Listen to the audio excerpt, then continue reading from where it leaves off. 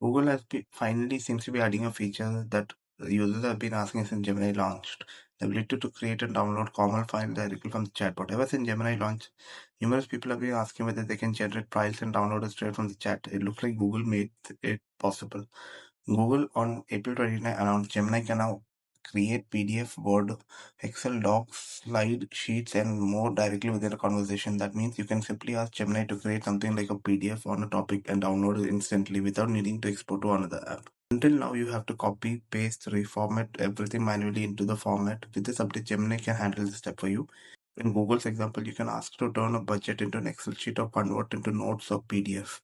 According to Google, supported formats include docs, sheets, slides, .pdf, .docx, .xlsx, .csv, Markdown. It's worth noting there is no directly Microsoft PowerPoint export yet, although you can export to Google Slides and then download as a PPT. Google says this feature is rolling out for all Gemini users.